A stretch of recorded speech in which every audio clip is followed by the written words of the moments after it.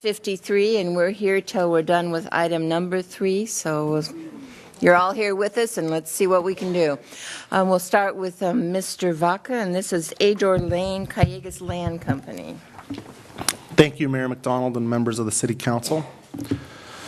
Callegas Land Company has submitted a referral request for a potential general plan amendment to change the land use element designation from agriculture over approximately 447 acres to a variety of designations that would include low, medium, and high-density residential, general commercial, agriculture, natural open space, and public park.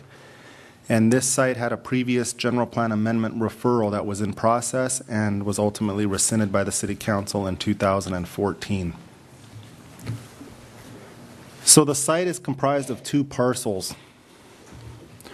Parcel A is the smaller eastern portion of the 2 hatched areas, and it is approximately 138 acres, and it's located within the city. Parcel B is south of Pleasant Valley Road. It's approximately 308 acres, and it is located in the unincorporated Ventura County, but it is within the city's urban restriction boundary, known as CURB.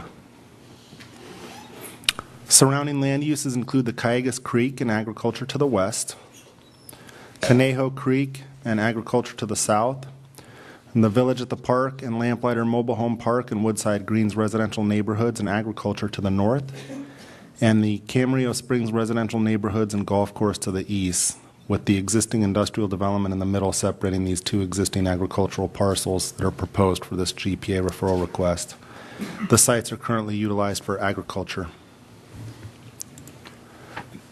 So the request is for consideration of the 2 parcels that I've already outlined, that both parcels that total approximately 447 acres would accommodate up to 1,593 residential units of all different densities, up to 125,000 square feet of general commercial, approximately 67 acres of agriculture, approximately 67 acres of natural open space, approximately 42 acres of public park, with an additional 17 acres of trail and recreational park space integrated throughout the project areas.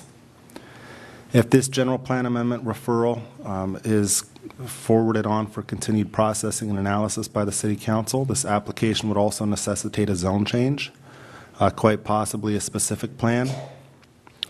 It would definitely include residential plan development permits and track maps, and of course environmental analysis subject to compliance with our local and state CEQA requirements.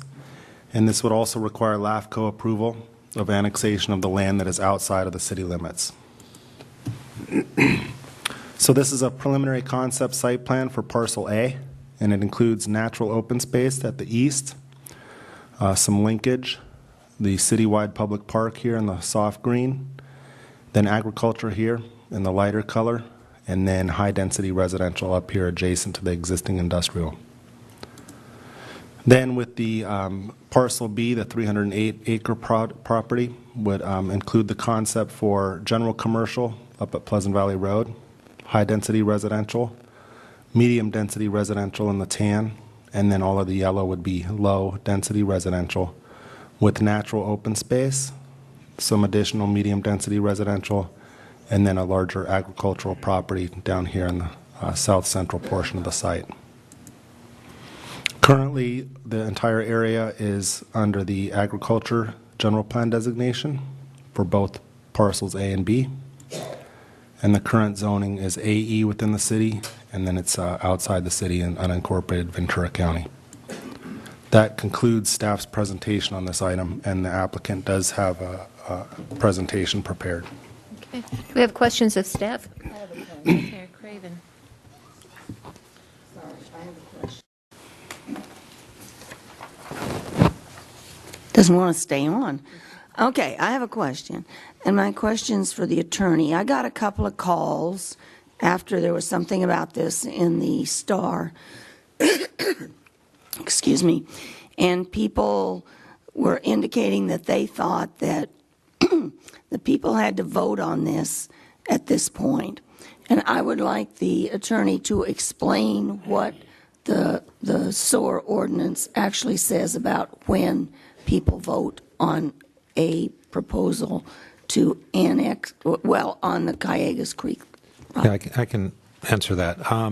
The Measure J, which was the curb measure, and it's been codified in our ordinance number 1134, refers to the city not granting a general plan amendment, rezoning, specific plan, subdivision map, conditional use permit, building permit, or other ministerial or discretionary entitlement without compliance with the requirements of the ordinance in terms of voter approval. So the list I just read is what would be subject to the curb initiative, and the decision that you're making tonight, I think as Mr. Baca has made clear, is you're not amending the general plan. Or even discussing amending the general plan.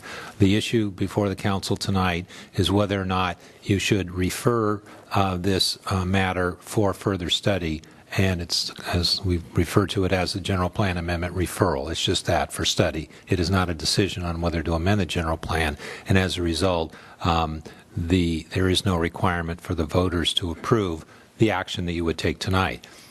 There would be a requirement at some future date, if you were to amend the general plan, for approval of the voters consistent with the curb requirements. And I have spoken with Richard Francis, who's the attorney who wrote the Measure J, and my understanding is he agrees with my position on this issue as I've just stated it.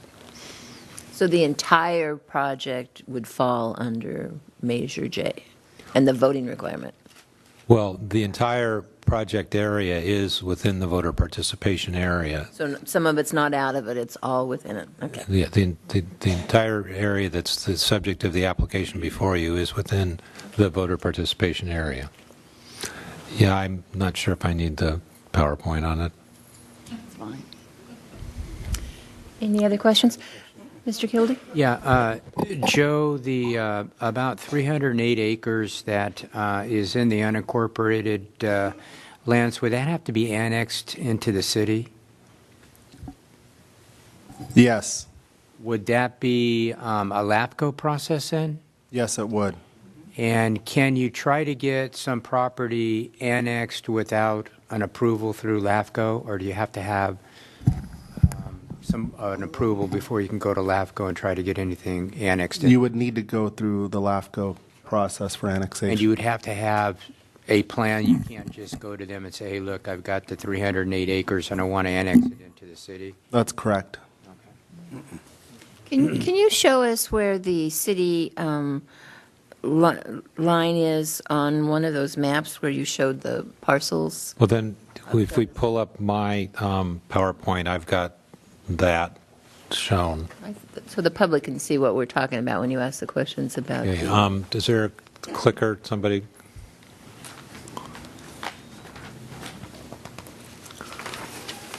Oh, that map's too small. Can we make that bigger?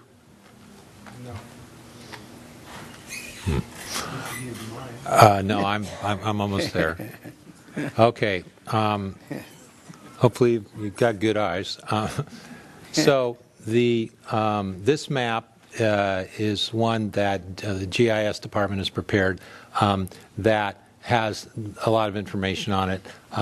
First of all, the slashed yellow is the voter participation area, and that comes from the Exhibit B to the petition. So what this map, now that you see that's entitled Aerial Map of the Voter Participation Area, superimposes some additional information, which includes the affected parcels, which is the red outline, the yellow slashing, which you saw on the previous one. The curb boundary is the kind of yellowish, orangish one, which goes along here and does include the parcels here.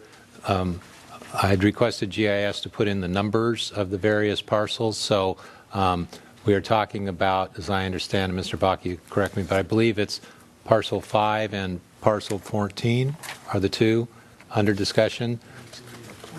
And 3 and 4 as well? Okay. Yes, 3 and 4, 5 and 14. All right, so 3, 4, 5, and 14. And so the city boundary is the blue line, and it comes down here, goes up and over, and then the curb line continues in this direction here and then goes up. And so the parcel, all of the parcels are within the curb line, but parcel 5, and there is some question based on what I've looked at as to which of these other parcels are in the city and which ones are not. I believe from what research I've done, parcel 4 appears to be within the city, but then parcel 3, there's some question about it. I've seen different information to suggest it may or may not be within the city. So I hope that answers the question. Any other questions? I have one regarding an EIR and the whole CEQA process. This was all studied under the Big Conejo Creek one, which I mistakenly called that earlier. So if you're looking just at Adohr Lane, do they have to start all over? Would they be able to use part of what was done there? They may be able to use some technical studies if they're not stale or they haven't, changed. There hasn't been any significant changes to any of the circumstances for those technical studies. But I believe the scope of this project is significantly different, that it would require its own environmental impact report. Okay. Any questions? Do we have an applicant that would like to address us?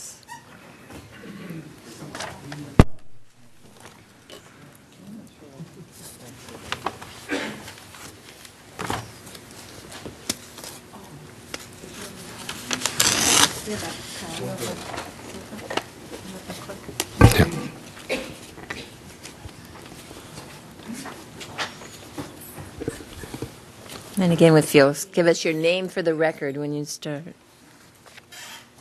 Good evening, or perhaps good morning. Is it morning? It is. Yeah.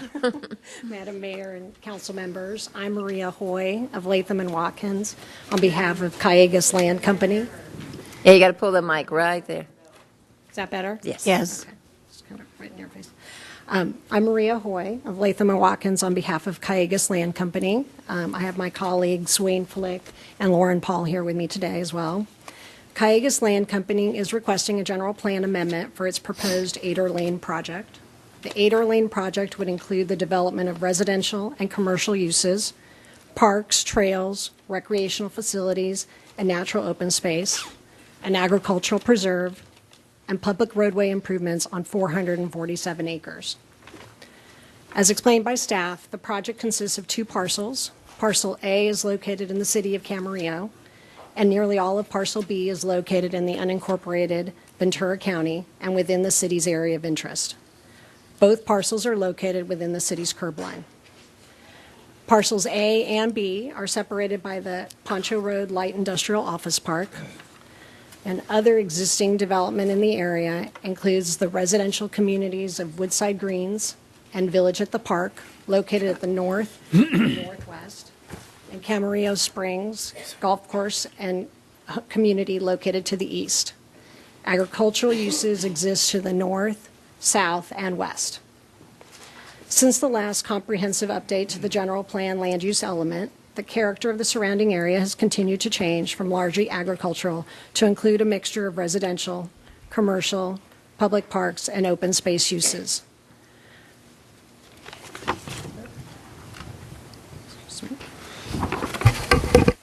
The Adohr Lane project has been designed to be responsive to the community by maintaining significant areas of agriculture and open space while providing for residential development to respond to the region's housing needs. Over 40% of the project acreage is devoted to agriculture, open space, parks, and trail uses. This slide shows the proposed general plan designations on Parcel A. Approximately 90% of Parcel A is proposed for natural open space, a citywide park, agricultural, trail, and linkage uses. The citywide park would be approximately 42 acres. A high-density residential area immediately adjacent to the existing light industrial office park would provide 399 residential units. This slide shows the proposed general plan designations on Parcel B. Approximately 35% of parcel B is proposed for natural open space, agricultural trail, and linkage uses. Additional park space would be incorporated into the residential development areas.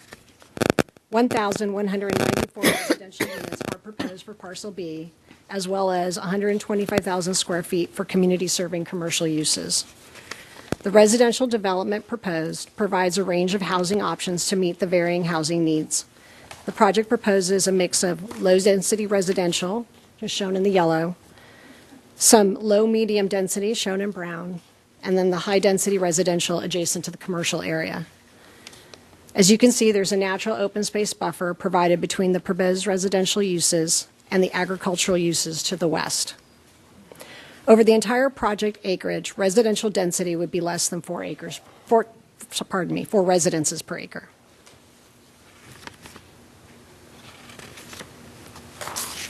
The following slides illustrate the design inspiration for the project, which will be refined as more detailed project design is developed. The designs have been selected to be consistent with the existing architecture in Camarillo and to reinforce and celebrate Camarillo's rich and diverse history. The primary styles are California Ranch and Spanish. This slide shows the inspiration for the Adohr Farms Marketplace, the commercial area which would be located on parcel B. This slide shows the inspiration for the low-density residential development that would be located on parcel B. And the following two slides show the inspiration for the low-medium density residential development that would also be on parcel B.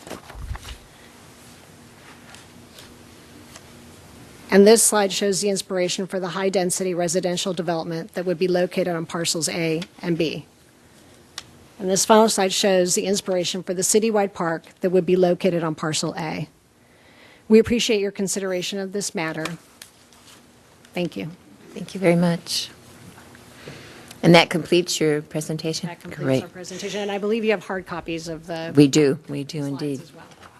We do. Are there any questions of the applicant? I have a question. Mr. Trimbley, you want to go first, sister? I think Ty goes to the runner. Ty goes to the runner, then Mr. Kildee. As far as the park goes, have you talked to the Pleasant Valley Recreation and Park District yet about any of this? No, An we opportunity haven't yet? spoken to them about the programming for the park now. Okay, thank you. That's it. Mr. Trimbley. Another one that should go speak to the Park and Rec sometime.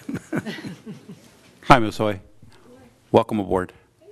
Couple of questions for you. I want to review an underlying premise here of the application. So, calling your attention to page 10 of 18 in the staff report, by the applicant's own statement, and this is a direct quote from the first paragraph of section 1 of attachment B, the project as proposed would not meet current Camarillo housing needs. Rather, it would meet regional housing needs beyond 2021. Correct? Correct. And so that's an important phrasing to me in the application. So let's talk about that assertion. And I appreciate Mr. Vaca's slides from earlier this evening because they were quite instructive. It's not your contention, is it, that any of the proposed units that the applicant is proposing are needed for the city to meet its current RENA requirements, is it? No, I mean, the current RENA requirements go to 2021. I mean, Correct. We're at 2017. I mean, the natural progression of development, those units aren't going to be completed by 2021. I think we're looking at a further out housing needs within the city and the area. Right. And we anticipate that there will continue to be a need for housing in the area. The population growth continues. And No doubt, but it's also true that we don't have any RENA numbers for the period after 2021, correct? correct. You don't have a specified RENA number, No. but I think you can project a housing need. I mean, I think you get. That may very well be true. Need housing. Yeah, no, we can stipulate to that, but the fact is that we don't have any of those numbers yet. Correct. Nor, according to our community planning director, would we have those numbers probably until 2020. And I'm mindful of the years that it takes in the entitlement process, but the fact is we don't have those numbers, right? Okay. That's it for me for the moment. Thank you. Okay. Thank you. Any other questions? I guess I have one. You obviously know that this, as was explained earlier, would have to go to the vote of the people. I appreciated that explanation, actually, because we weren't clear from the initiative in terms of how that process worked. And I would appreciate actually understanding a little bit more of, is it the city that would be putting this, if it proceeds, on the ballot, and when in the process does that occur? Well, the ordinance is about 15 pages long, so I'm not going to be able to summarize its complete contents. Let me just say this. For purposes of the, as I said in my earlier comments, for purposes of the matter that's before the council tonight, there is not a vote of the people required for the council to make a decision on the issue tonight. The issue tonight is whether or not to refer this for study or not, and that does not require a vote of the people. Correct, but to approve the project, if they came back with a project, that would have to be approved. A general plan amendment would need to be approved. Right. Right. So once that's done, I'm sorry, but the general plan. So I just want to make sure you understand that, to know that even if it were to be referred, which we could do, it will take a vote of the people. The ordinance does say that it's after the people have an opportunity to study the Yes, environmental but impact report. It's very important to know that up front as you go through the process, to make sure you understand that that's a step in along the way that you might not be used to dealing with. Right. No, and I appreciate that, Madam Mayor. We understand that the properties within the voter participation area, again, we're not clear when in the process. I think right now there was a mention about after environmental review. So exactly when in the process it occurs and how it occurs. Is that something that the council puts on the ballot, or what? The initiative doesn't speak to exactly how that process unfolds. Can you answer that, Mr.? Well, I think that's something that we would have to address at the time. Like I said, this is a very complicated ordinance, and it does refer to the fact that CEQA needs to be completed first. We know that. And we also know that the curb ordinance references a voter approval of the people. Whether or not that's something initiated by the city or some other process would need to be reviewed. Frankly, I haven't completed that kind of analysis because I haven't been asked to do it, and it hasn't been necessary. So, and I don't want to be doing that here on the dais. All I can say is that it is clear, in my view, from the curb ordinance, that a general plan amendment for this project, as it's proposed, would require a vote of the people because it is in the voter participation area. So I guess we can't quite give you an answer to all of that you need to know about it. Obviously, you would find that out before you would go forward, if indeed this you were allowed to go forward tonight. Any other questions? Any other comments? And if not, we'll get to public comments at this point in time. Then I'll ask you to come back and wrap it up. Okay, all righty. I wonder if you're all still here. Let's see. The first one is Lauren Paul, or it could be Polly. My eyes are getting sore, too. The second one on deck would be Wayne Flick. Oh, those are you. Oh, okay, that's right. But you're not Tim Sprinkles, so just the two of you. All right, sorry about that. Tim Sprinkles and then Dan Matthews.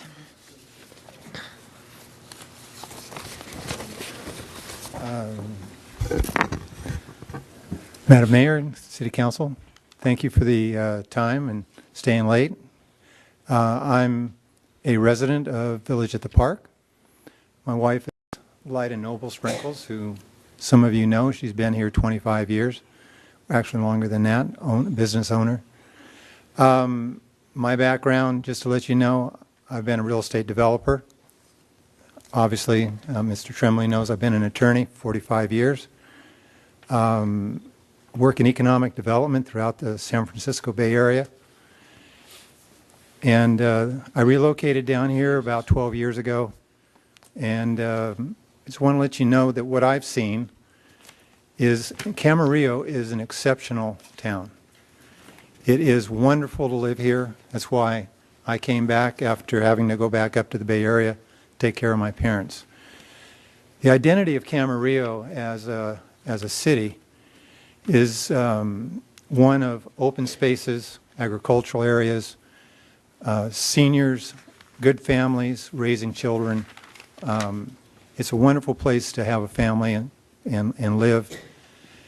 But one of the things I've noticed about Camarillo, the identity of Camarillo, is just about wrapped up in this parcel of land.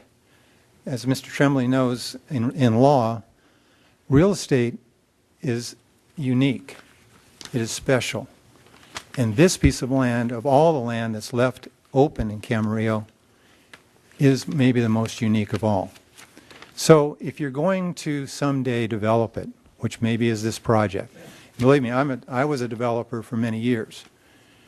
So I'm not against development, and I think landowners, Camarillo Springs, the golf course and all that, you have to respect their investment in the property and whether or not they're going to make a profit, whether or not they're going to develop it, keep it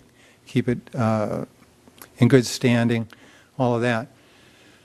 My problem here with this particular development is that it takes what is the identity of Camarillo and lessens it into a residential, basically a residential commercial development.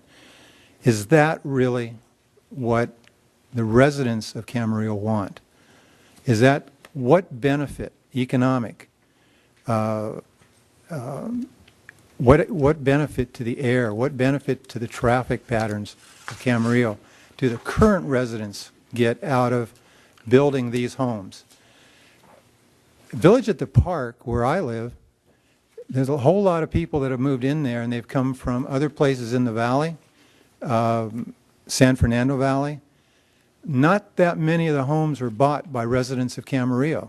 So are we, in fact, going to import, I'll close with this, are we going to, in fact, import more and more people, which means more and more cars, thousands of cars on Pleasant Valley Road and Highway 101? Is that what we're really all about with that piece of property? I would think that you could find a much better type of development than just more residential in that area. So I leave it up to the council. You know, I'm asking you to preserve Camarillo for what it is, a great city that it is, and a great place to raise a family. Thank you. Your Thank Honor, you. I have a question. Could I ask you one question before you go, sir? Just because you live at Village at the Park, I'm curious, how do you like living there?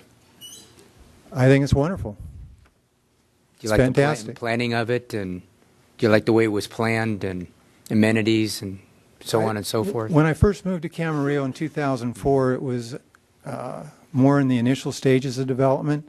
It looked like a beautiful place to be. At that point, I couldn't afford to live there. So we lived on the other side of my wife Lyda and I lived on the other side of 101, over by the Roxy and theater over in that area. We were happy that when we came back in 2000, early January, June of 2015, we were able to move into that Village at the Park area. It's a great place to live. I respect these people as developers and what they want to do. I just don't think that parcel. If you look at Ventura LAFCO, which they just issued a letter, which is out there now, they're saying there's other land in Camarillo that could serve the purpose for what they want to do. So that land is unique. It is the identity of Camarillo. When you come down that grade, you see the open space to the north of 101 with the park and Santa Rosa Road, and you see the open space south of 101, which is this parcel A and parcel B, that will be forever lost. And Camarillo basically will be a slight upgrade from, what, Reseda? Well, I was just asking you Thank how you you. like Village at the Park. Yeah. Yeah. I appreciate Thank you. your comments. And yes, so Yeah. thank you. You got a little extra time with that question. Dan Matthews and then Douglas Norton. Hi, my name is Dan Matthews. I'm a realtor in Camarillo, been here for about 15 years. and I think I take this seriously because we've all been here before. The traffic and the loss of the agricultural land are two of the just unbelievable things that we will lose. I don't know how many more thousands of trips along 101 was in your last environmental report, and I think that was understated at the time. The unique agricultural land, there's no land like this anywhere in the world that produces the kind of products that we get out of the Oxnard Plain and around Camarillo area.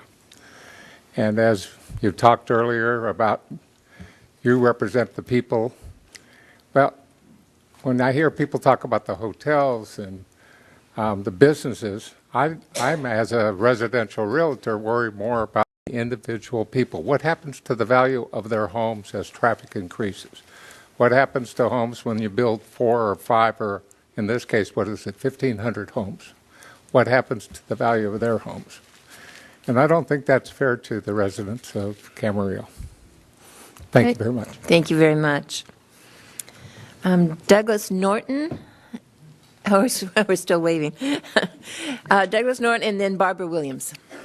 Thank you, Mayor, Council.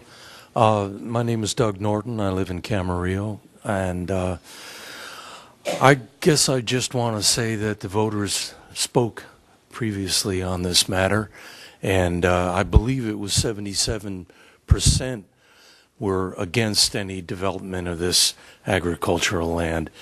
And it's a special piece of land along the California coast, and it's unique, and it should be maintained as agricultural land. And that's about all I wanted to say. Thank you very much. Great, thank you. So Barbara Williams, and then is it Louise or Lois Roberts? I always do Louise. Louise Roberts. You're next. Barbara Williams, Camarillo Springs, still. Okay, Mayor and City Council. While the plans nearest US 101 have been removed from the previously proposed Conejo Creek development, there are still some of the same issues, even one which has gotten worse. The fact that Measure J is being challenged in court by those proposing this development is a big slap in the face to the voters of Camarillo. The voters of Camarillo were very clear they do not want this development, and to propose this before the court case is resolved is plainly offensive. Think of the city's resources expended on the last version of this development. Can the city really afford to do it again at this time, only to find out that the community does not support this, nor do we need more commercial space and high-density housing? The council previously indicated and reiterated tonight that approved housing will meet the city's needs well into the future. Very disturbing is the finding in the draft EIR of the previous development of residual DDT and carcinogens in the farmland. Any development is going to put those carcinogens into the air where the prevailing wind from the west will send them directly to us in Camarillo Springs. A member of the Parkinson's Foundation Board told me that it has been proven that exposure to DDT can cause Parkinson's. I previously provided a report to the City Council regarding this. It doesn't matter how many water trucks you use, there will be dust. And I know this from experience in Mission Oaks, where I used to live. Traffic has become worse since our last round with this development. Previously, the Springville development and the remainder of Village at the Park were not included in traffic estimates. Northbound US 101 is more congested during the day than ever before. Cars and trucks exit at Camarillo Springs Road to bypass the traffic and cause big backups at Adohr and Poncho. And I highly doubt they plan to widen US 101 and fix the traffic problem. Recently, there was a truck accident that had traffic backed up for miles. People were getting off at all exits in Camarillo and clogging the back roads. Ridgeview Adohr is our only exit if something happens on US 101 or near the freeway. That's about 1,000 residences that have to evacuate, where nearly 1,600 more housing units and more commercial spaces being proposed. The development would still be on the landing path to Point Mugu, which has been there for over 60 years, and the Navy base is one of the largest employers in Ventura County and critical to our national defense. There is no guarantee we will ever have enough water to support this many people. And what about infrastructure? Can the hospital support this? Will we have to increase our police, fire, and ambulance personnel? What about Conejo and Calegas Creeks and the wildlife that rely on it? So much in the draft EIR was left out without mitigation or elimination last time that I don't see how approving this is prudent. Enough is enough. Okay, not again. So please deny this application. Thank you. Thank you, Barbara. Next on deck is Amanda Fagan. You may have to pull, yeah, there you go. My name is Louise Roberts. I think it's got to go down a little bit more. We can't go, there you go. Good evening, City Council members and City staff. I'm here to respectively ask you to terminate the application of the Callegas Land Company's latest proposal to build on a portion of the Conejo Creek farmland, as it is your decision to do so. Back in 1992, a reporter from the LA Times wrote, "Since the city's beginnings, the green patch of land at the bottom of the Conejo grade has often appeared as a field of builders' dreams. Its rows of crops along the Ventura Freeway offer a verdant gateway to Camarillo, or an inspiration to developers with big plans." After filling this chamber time and time again, I mean, there are a lot, it's what, 12 o'clock at night. We handed out 250 of these, so there were quite a few more people that had to leave. After filling this chamber time and time again, I'm sure that there is no doubt in anyone's mind how the people of Camarillo feel about this area, our gateway into Camarillo. This issue has not divided the community as many other issues have, but has brought the community together again as no other. Let's remember why, after the failed Samus attempt to develop this area, you, the City Council, told the landowners that if they planned to bring back another proposal for this area, that it needed to be comprehensive and involve the whole area. There was a good reason for that. The cumulative effects are not as apparent if we allow someone to chip away bit by bit at the largest area of farmland left in Camarillo. Before we know it, this whole amazing gateway into Camarillo would become infill and disappear. 309 of the 447 acres of this farmland is outside the city limits, and so would require LAFCO's approval to annex it into the city. In their response, LAFCO explained that any annexation which involves loss of agricultural land cannot be approved if there is sufficient land for similar development already within city boundaries. LAFCO has found that there is indeed sufficient vacant land within the city, and therefore stated that the project would be inconsistent with their policies. And only 66 acres of the 137 acres located within the city would be preserved. I would like to end with a quote from the American Farmland Trust. "We're needlessly wasting one of the world's most important resources. Less than 1/5 of the United States land is high quality, and we are losing this finest land to development at an accelerating rate. U.S. agricultural land provides the nation and the world with an unparalleled abundance of food. But farmland means much more than food. Well-managed farmland shelters wildlife, supplies scenic open space, and helps filter impurities from our air and water. These working lands keep our taxes down and maintain the legacy of our agricultural heritage.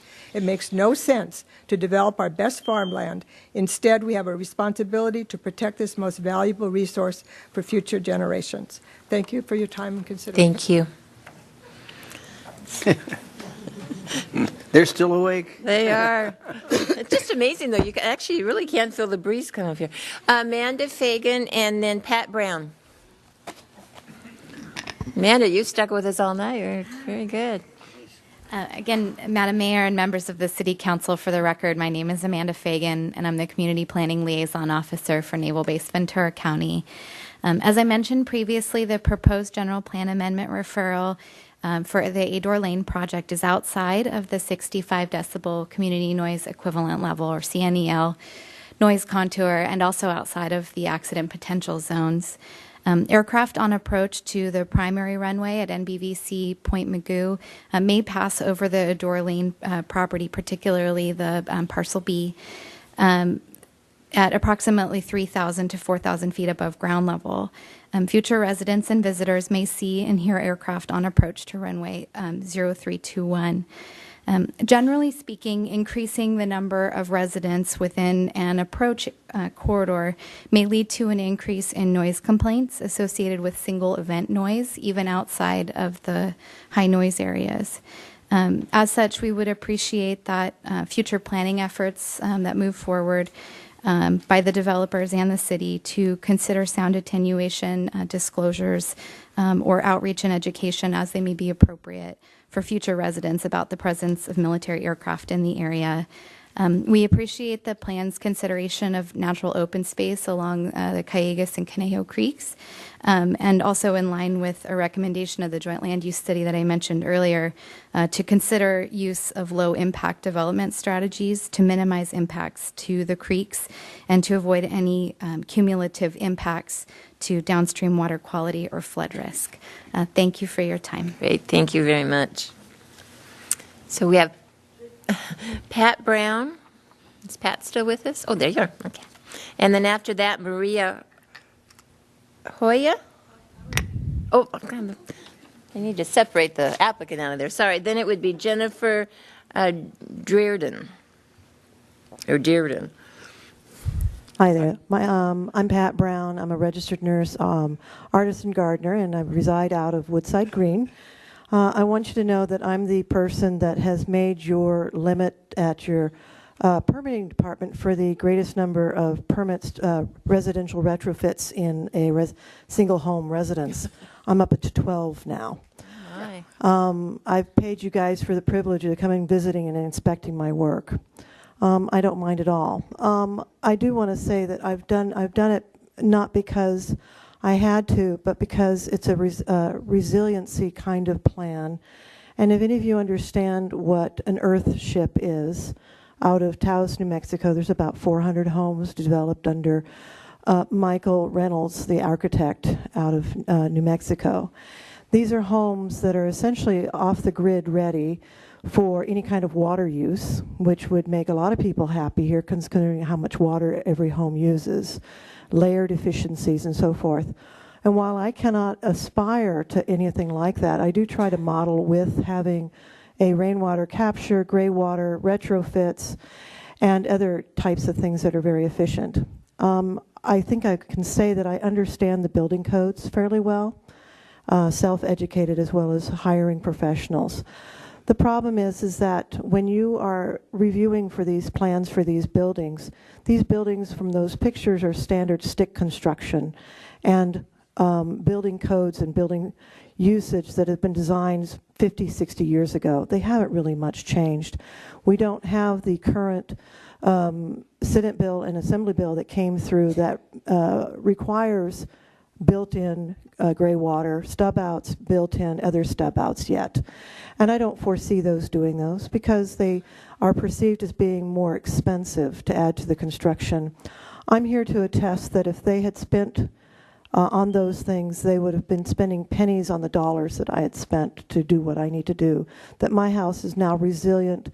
It is now able to stand an earthquake. It is able to provide water for my immediate neighborhood with my rainwater capture, and that I am actually a CERT member and doing my best to making my town very resilient. These homes will not have this, and I will not buy another house from these people or any other place because I cannot afford the money and the time and the effort that I've put in the last 10 years. I hope that you will say that no, for now. They need to do a lot better in design, and the technology is out there, and it's very easy to find. And I hold them to that higher standard and not to the minimum standards that the building codes, national, through the North America building codes, allow them to do. And that's my opinion. Thank you. Thank you very much. So we have Jennifer, and then after that, Matt Lorimer.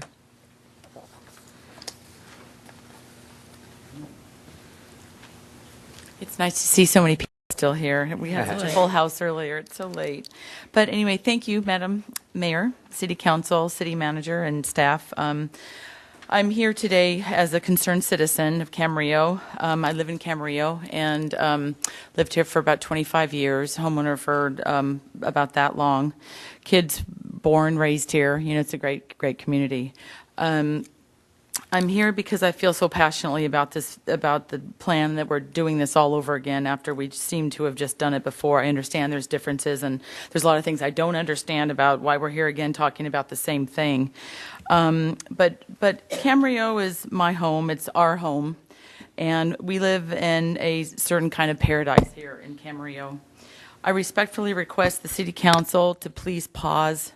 Please vote no on the referral project. Maybe even pray. I mean, I don't. Again, it's an emotional thing because it can just affect so much about our community. That many houses, that much congestion, that much traffic. Traffic has been a conversation the whole night about every single thing that we've talked about in this room tonight. Traffic has been the big thing. Traffic is obviously a big deal on the 101 freeway. That's our main thoroughfare. And then, of course, we have Santa Rosa Road. Santa Rosa Road is a thoroughfare now to get to the other part of the cities. And Santa Rosa Road is a farm road. It's never meant to be a thoroughfare. It's already been widened and, it's accommodating a lot of cars. But the idea of Santa Rosa Road becoming a freeway, that 101 freeway is going to become a parking lot. I just see it all the time. I live on that end of town. The beauty of our town, I know I'm repeating some of these things, but the beauty of coming down the hill into our town, I always wondered, welcome to the Camarillo or City Camarillo, the sign that's on the one side of the freeway. I understand that that's the side that you're coming into Camarillo. But I always think it should be in the middle of that agricultural field because it's just so beautiful. And my kids have grown up looking, Mom, look at they're growing strawberries there now. And oh, now it's celery. And I mean, it's such an inherent part of our community. So anyway, that's the whole part about that. I have a lot of questions about that proposal and what I heard today. I don't really understand how they're going to have agriculture within all those parks and homes. Agriculture is dusty, it's noisy, it has pesticides, the agricultural support has to get in there. Then she mentioned something about a preserve, agricultural preserve. I don't really know what a preserve is. And how do you have agricultural preserve inside of all that parkland and people land? It doesn't make sense to me. Then there was just the comment about the noise problem. All of a sudden, we're going to be getting all these complaints about noise from all the airplanes coming into the base. That base is a big provider of employment, and it is also protects our country. For heaven's sakes, we have to be smart about that. The water supply is another issue. Anyway, so those are all of my concerns, and I just hope and pray that this is going to be something that's cast aside again. Thank you. Thank you very much. So Matt and then Dan Binda. Well, Matt, you're the only person in the room that doesn't need that mic. So I know I don't. Don't yell I'm it. loud. Yeah, back up a little bit. And I'm proud of it. Wake up, everybody. Really? We're here again. Okay. Good morning. Thank you. Good morning, City Council and people in the audience who care about the community and don't want the San Fernando Valley. What's striking me, let's start with the last person who bought the golf course. What's amazing is they turned in a blank piece of paper, but we wasted the time to have them come in here. I think there should be a policy to meet some thresholds. Well, let's look at this group tonight. This is quite interesting. When Mr. Tremblay said his favorite saying is, don't put the cart before the horse, you're right. There's not a need, obviously, for this at this time because we're meeting the obligations. So why are we here? The next question I have to ask is, she didn't even understand the process. I don't really understand the process of what the voters did because, I really don't understand that. Well, let me ask you a question. Where's the outreach to the community? The last person said he didn't outreach to the community to get a gauge of it. Obviously, I don't see any supporters. Anybody here for the project? Raise your hand. Nope. So I'm trying to understand, if you don't understand the process of what the voters require, that they have to make that decision, how can you pitch this to somebody? Shouldn't you have some ideas of what you're doing here? You don't just come here and waste time with the public when you don't understand the process. You just admitted that Brian was going back and forth going, well, there's a process, we got to go through that process. If you haven't gone through that process, how do you expect to waste the city's time and go and even look at this? I mean, how do you go from A to Z? Really? I mean, that is really, really kind of confusing here. So let's look at this development. The people don't like it. They don't want it. Can you hear that? And the reason they don't like it, because they put initiative on the ballot. The people said they didn't want it. They don't like it. They're not happy with it. And let me remind you. Excuse me, Matt. When you guys- Matt. You need to stop shouting into the mic. You are. I'm not, Yeah, well, sorry about that. You are. I'm sorry about Brian. So can I you finish, please? No, I'm asking you to reduce the volume. Okay, thank you, sir. Our TV person has a hard time getting your voice so she can broadcast it. So you gotta, you're breaking her ears back there. Go ahead. I'll give you a few more seconds. Okay. The point is the people put initiative on the ballot. They don't want this project. It's a lousy project. Let's face it. They want to build 1,000 homes, 400 here. It's going to be 3,000 cars. You can't mitigate it. Your city's too full. People don't want to look at the San Fernando Valley. They moved out here because they don't want it. There's enough development you guys have pitched and flipped and all that. But the point is, there's not a need for it. Nobody wants it. Nobody needs it. And now we're going to waste the time to go through and have you guys take this process, and what are you going to do with it? Shuffle along to somebody's desk all day long? Because the idea is they don't even know the process. Okay? Give me a couple minutes. You stop. Not a couple of minutes, a couple of seconds. A couple seconds. Okay. But the point is, I think it's been made very clear. I can go over all the bad things about this project, but the point is, I think you're wasting the time. We have crime that's up, 18%, assaults. Okay, stick on the subject. Okay. Can I finish? The point is, there's a lot of things the city needs to address. And wasting time on this when they don't even understand the process and they've admitted it is not helpful to the public and it's not helpful to you guys since you have a limited amount of time. Thank you. Okay, Dan Binda and then Ted. Like Dan's here. But what about Dan? Dan's not here? I'm sorry. Nobody got up named Dan. No Dan? Okay. Chad, then yours, and then Bob Marilee's.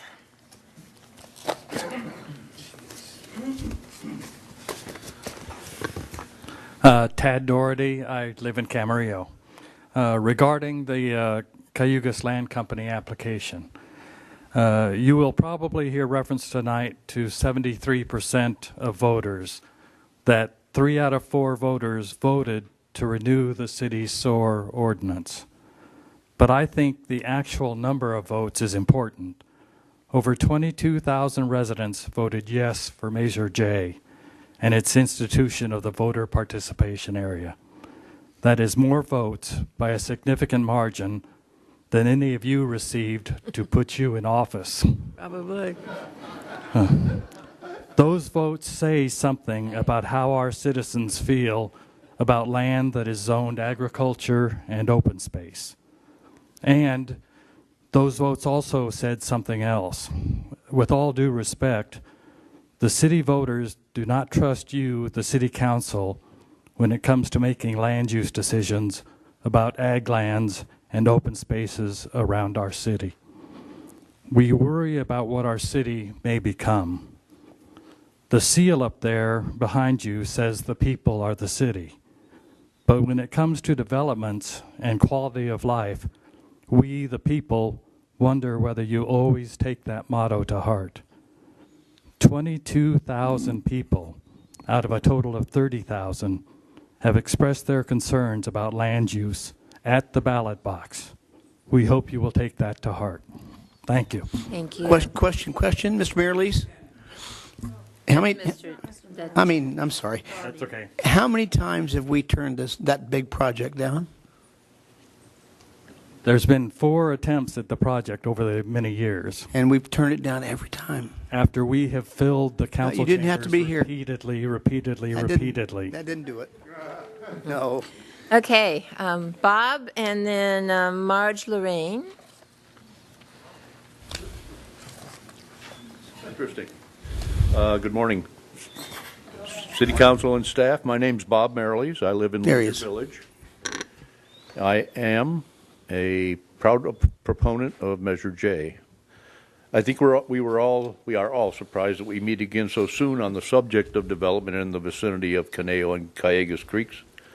The Cayugas Land Company is here requesting a referral of a general plan amendment which proposes to change the zoning of 447 acres of land presently designated as mostly agricultural, to a combination of open space, parkland, commercial, and mostly residential. I rise here in opposition to the council's granting of said referral for many reasons, but I will address only two of them here. Thank goodness. Except for two near vertical and likely unbuildable portions of Parcel B of the Adohr Lane project, almost every square foot of the subject parcels is, according to FEMA, within the 100-year floodplain, and we all know you can't build housing in a floodplain. This is no surprise because these parcels were a part of, and the issue was addressed in the environmental impact report prepared for the Conejo Creek project. The flood mitigation proposed in that case was a $20 million alteration to the flow of Conejo Creek. But what is different is that that project was backed by 5 landowners who wanted to build 2,500 homes and add 1.7 million square feet of industrial and commercial. What would not change in the case of Adohr Lane is the $20 million price tag for flood mitigation. The difference is that the cost would be offset by only 1,500 homes versus the 2,500 in Conejo Creek, and that the commercial development is only 10% of the Conejo, or less than 10% actually, of what Conejo Creek would have proposed. And what does the landowner have to say about the cost of flood mitigation? That they will work with the city to design to reduce the risk of flooding in the project area. What is equal, if not more troublesome with this proposal is the lawsuit that Mr. Wayne Davey and the Callegas Land Company has filed against Jeffrey Madland, the City Council, the Mark Lund, the County Clerk, naming me, Tad Doherty, and Marge Lorraine, who speaks next, all proponents of Measure J as real parties in interest. Wayne Davey and the Callegas Land Company have petitioned Judge O'Neill in Superior Court to prohibit anybody from implementing or enforcing Measure J, to annul Measure J, to order the taxpayers to pay for Wayne Davies and Callegas Land Company's lawyer, and to pay the plaintiffs for their trouble. The timing of this general plan amendment application, while the matter of the legality of Measure J is still in litigation, reeks of lawyerly skullduggery. I appeal to the council in this matter to just say no. Thank you. We have Marge, and then Richard Francis is next, after Marge. Richard Francis is here.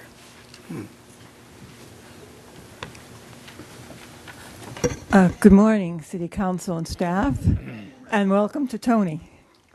Congratulations. I wasn't going to speak, but I changed my mind. Everybody else has been very factual, and I'm a very emotional person. I find it odd and interesting that there would be a vote of the people, because we just had a vote of the people less than 3 months ago, actually a little over 2 months ago, and 73.8% of the voters in Camarillo voted for Measure J, the city sewer ordinance.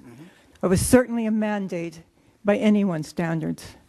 We who work so hard on this initiative, we who live here and love this city, are appalled by the chutzpah of the family with their insatiable desire and greed for more money. There is no overriding community benefit to rezoning ag land ever, and I hope you will just turn down the request to go on. Thank you. Thank you very much. So we have Richard Francis and then Beverly Vandermidland. She had to leave. And then, so then it would be John Dempsey. Oh, she is here. Sorry. I'm sorry. Madam Mayor, members of the council, with a special acknowledgement to Mr. Tremblay, I hope it doesn't feel like the dog chasing the car that finally catches it. And you wonder, what did I do? What do you get himself into? It's a pleasure to see you here. I don't have a whole lot to say. I mean, my whole speech could be summed up in that kind of colloquial phrase, really? Now? I am involved in the lawsuit. People that have spoken eloquently have been named as defendants by a firm referred by Latham and Watkins. I met with Latham and Watkins as we were writing the initiative. I laid it out to them. They know the process. For a firm like Latham and Watkins to pretend to be ignorant is just silly. It's a reputable firm. I know them well. Can I have the PowerPoint up there? I just need A and B, because the real head slapper in this is parcel B. I've got some questions about parcel A, but I don't want to get into the weeds about, so to speak, on how they've designed their project. But parcel B is outside the city limits. And one of the main arguments that the plaintiffs are making, the people these represent, Callegas is the plaintiff. The main argument in the lawsuit that we're defending right now, you're defending, I'm defending, my clients are defending, is that that area is outside the city, that the agricultural designation isn't really your designation, it is the county's designation, and that you don't have any jurisdiction over that area, and therefore the citizens had no jurisdiction to write an initiative that addressed that area. That's their argument. It's crazy, because they're here now in front of you. I would commend to you to say, hey, you know what, you said we don't have jurisdiction, go talk to the county. That's really where they should. That's their argument. And obviously, I can't put words in Mr. Pierrick's mouth. I'm sure he'll tell you in closed session. But I really strongly believe that this is an argument that's going to carry some weight with the judge. And this exhibit is going to help do it. I can't see any reason for you to refer this. It's been in front of you. We've had some shell games with what they're doing. But this is the same project, opposed by your same citizens. Thank you very much. So we have, Beverly is here, so then we go after that will be John Dempsey. Good morning. You have to pull that mic down there so we can hear you. Good morning, Mayor and City Council and staff. I'm Beverly Vandermeulen. I live in Camarillo. I've been out here since 2004. I've been back and forth since 1977 when my mother moved in. And I remember as a child coming down the grade when we're on vacations, when we're coming from the valley and driving through the eucalyptus trees, knowing that it was now going to get cooler and the ocean was nearby. When Ventura County was formed way back when, it came with the wonderful natural resource of the Oxnard Plain, which gave us great farmland and I don't quite have the statistics. I know my mother did research on it. I don't have all of her research, but one of a handful of areas in the whole world with topsoil as deep and rich as we have, and also as long a growing cycle as we have. I can't say we've, as a county, been very good stewards of this because quite a bit of it has already been covered over. Once it's covered over, we don't get it back. To cover over more for things that we don't actually need is, to me, kind of criminal. I would say we need to be stewards of this land and keep it as long as possible. We could grow these crops in other areas, but it would cost more and they wouldn't be as good. So, you know, the food that we get, the vegetables, the fruits that we get, are just so superior to anything else. In December of 2015, a report was completed titled Food Processing in Ventura County Executive Summary. Mr. Morgan, I believe you were part of that group. Met with the farmers, met with city representatives, county representatives. What could they do to help the farmers increase their profit in their businesses? I didn't see anything in that report. I read basically the whole report that talked about selling their lands. It was about processing plants that they could come up with within the SOAR initiative that would help them increase their profits to farming. And the only other thing that I was really concerned with was the fact that we've already, in Camarillo, approved as many building units as we have in relatively high-density areas. I think we should wait until we see what effect this has on schools, traffic, water use, resources, resale inventory, and then we don't know what's going to happen to the real estate market as the interest rates go a little higher and higher. There are so many unknowns and so much coming down the pipeline that we have to wait for. And then I was concerned with Springville And knowing, I think it was 1440 units that it was initially planned for, but I already see there's already initiatives coming up to change that and increase that. So we don't know totally what we're going to end up with in 5 or 6 years from now. And the downside, we don't know what the downside is going to be for schools and traffic, et cetera. So I ask you to really be mindful of that, of our natural resource, and the traffic and different issues that will be caused from all the building we're getting. Thank you very much. Thank you. So we have John Dempsey and then Peter Finney. It's like 1 o'clock in the morning. I've never done this. Oh, it is almost. We've done it before this late. Good job, guys. Much more dedicated than I could possibly be. I just wanted to note there's like 250 stickers, and they gave them all away, and I didn't get one. Oh, wow. But there's a lot of people that left early. There's some on the chairs over here for you. Hey, I got one. Thank you so much. Anyways, with regard to Kalias Land Company's proposal, any legal challenge to Camarillo SOAR, which 74% voted in favor of, should first be decided prior to the city allowing their proposal to move forward. I ask that you reject the proposal. Thank you. Thank you. Thanks for staying up with us. Thanks for the quick comments. That was great. Is Peter still here? Peter Finney. Is that the one you were looking for last time? Might have been. This time I can read his last name.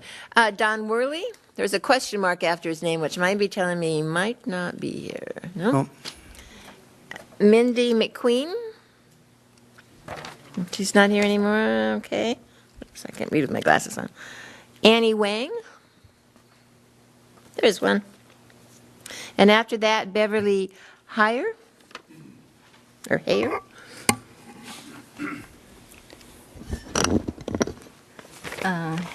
Good morning, Mayor and City Council. And I'm here to represent the Chinese community in Camarillo to oppose any request trying to convert agriculture land to and open space to any other use. Ventura County plays an important role in our nation's agriculture. The most recent nation data put Ventura County at number 11 among all counties in the United States. And for 2015, the estimated gross value of crops was $2.2 billion for Ventura County. In Ventura, we are blessed with the most productive farmland in the world. According to the Ventura County Agriculture Commissioner Office, the county has 95,800 acres of irrigated land. Unfortunately, even though voters have approved the laws intended to protect farmland and the open space from development, the county has lost nearly 9,000 acres of farmland to development since 1992. Our fertile farmland gave our nation the foundation to grow and prosper over centuries. It is for us to keep and not to waste it. Once farms are bulldozed and paved over, the land is gone forever. No farm, no food. It is everybody's responsibility to stop the loss of this irreplaceable natural resource and save the land that sustained us and the many generations after. So I plead the county say no to this converting, all those converting, the big land converting. I think it's, like the lady said, it's a sin to against our ancestors, They passed the land to us, and also against our children, our grandchildren. Great, thank you very much.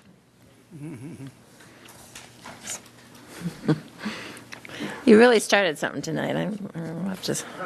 We do that in Ventura. Beverly, is it Hayer or Higher? I may. And Kristen Loft, then? Kristen still here? Oh, she is good.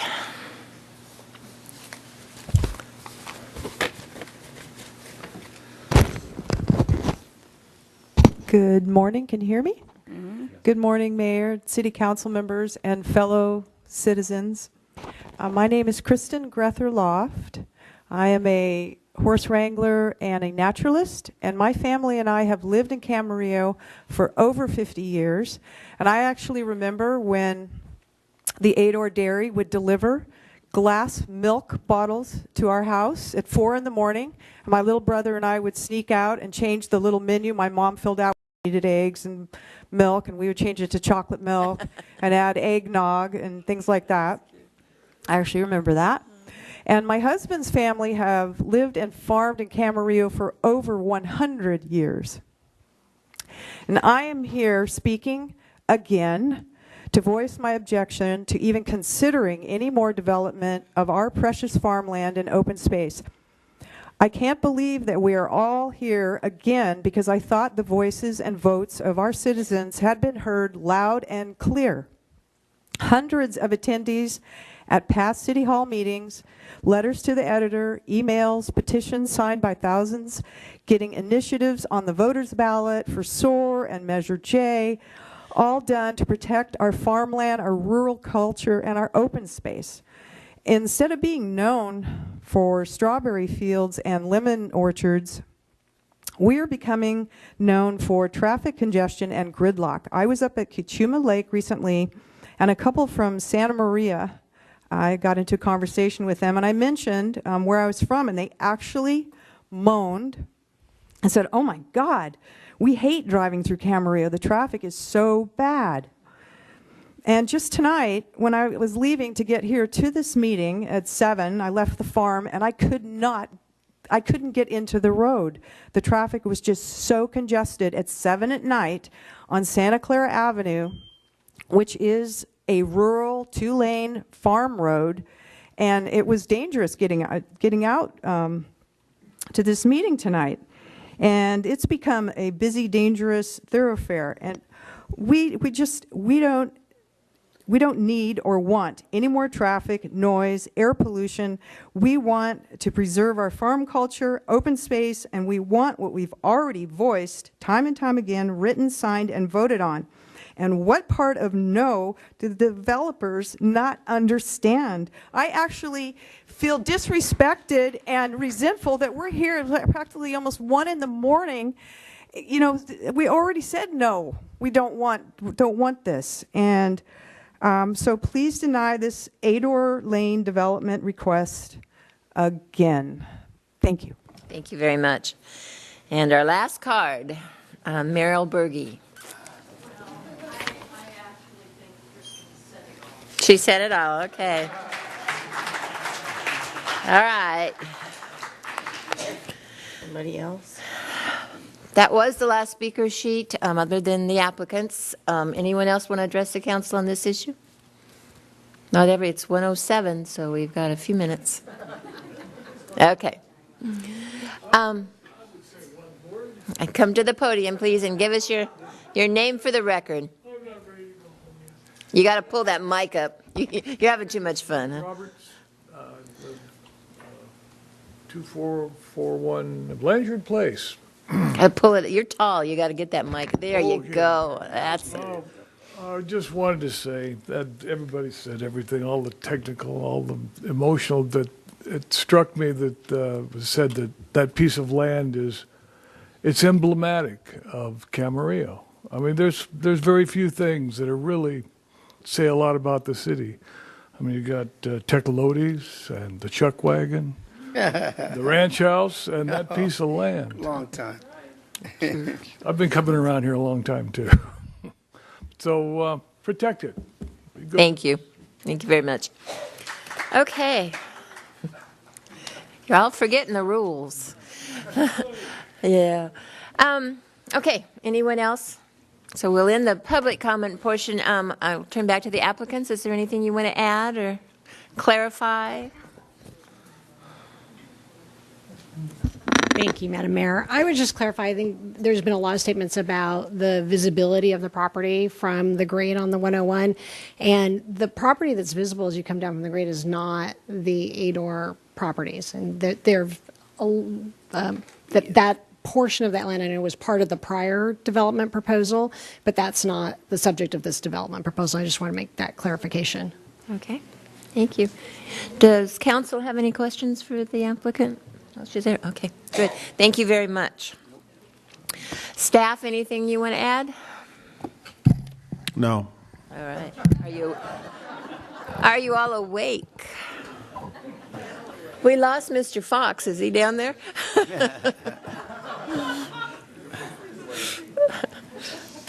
All right, council, your turn. Who wants to start? I'll start. Mr. Chimley. I'll start. Okay. First of all, I know it's late, and I won't go on this one too long, but I sincerely want to thank everyone who, can you hear me okay? I sincerely want to thank everyone who came tonight and who stayed at this very early hour to express their opinion. I've read everything, both in written and listened to all of the oral remarks tonight, and I really appreciate sincerely all of your input. Before I go to what my thoughts are on this, there is one thing I want to say. One caveat that really struck me in some of the written comments that were submitted prior to this evening's meeting to the council.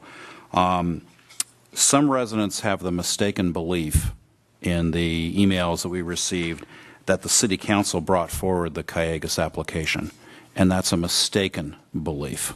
Right. Or that somehow the council is trying to invalidate the just adopted Measure J. That's not the case at all. The property owners are free in their discretion to file a GPA referral. They have done so. That's what Callegas did here. That's their call. The city has no control over that. And if an application gets filed, we up here must listen to it. That's what happened here. All right. Now, with respect to the issue at hand, I can't support a referral. I just can't be any more direct than that, but I'm going to give several very specific reasons. Number one, based on even on the applicant's own concession in its application, the units are not needed for this city to meet any of the city's current required numbers. I'll learn that RENA acronym at some point this evening. Number two, the applicant was part of a previous GPA referral that was previously rescinded by this council in September 2014 before I came on the scene. The geographic area, as we all know and are painfully aware, was the subject of a pretty contentious election season that we just finished with a couple of months ago. In recent years, and this is my personal observation because I drive the Conejo grade almost every weekday to go back and forth to work, the traffic and the traffic safety related issues have increased in severity in the area, specifically 101. There exist a lot of other, and I'm not minimizing other significant environmental issues, loss of prime ag land, water, etc. But traffic and the safety-related traffic issues, to me, are paramount from a public safety standpoint, and they have increased in severity. If you look at page 125 of the staff report, for the record, that's the two-page LAFCO letter dated January 20. The proposal appears inconsistent with various LAFCO policies, and that letter, 2 pages, is actually much more succinct than I might write, but it's right there and it's on point. Now, I do want to say one thing. You saw Mr. Vaca's slide earlier this evening. There is a shortage of affordable housing in Camarillo, and I know that there is a resident fatigue to new development. But we have to pay attention to that shortage of affordable housing from an economic development standpoint. It's important from a long-term perspective to keep our community economically viable. I did say during the election, and I meant it, that I tend to focus on that from an infill development standpoint. But all that said, it's noteworthy that the city has 1,746 residential units approved or under construction at this very moment, with another 897 units pending for consideration. That's a lot of units. And although it's not a hard and fast rule for me, I think it's generally preferable going forward, at least where new housing is concerned, to focus our efforts on creating housing using infill development within the city core, as opposed to using new land on the edges. So finally, it's hard to escape the irony. It's late. I'm trying to figure out the right word. It's hard to escape the irony that the applicant has been and continues to vigorously litigate against the city and the proponents of Measure J on this very geographic area arising out of the fall election.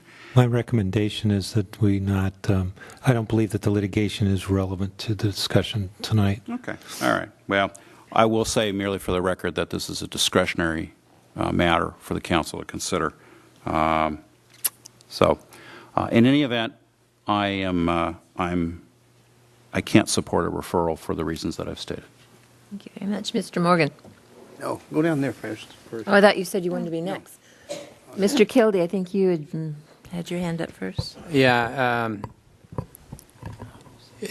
democracy's messy, but it's also necessary.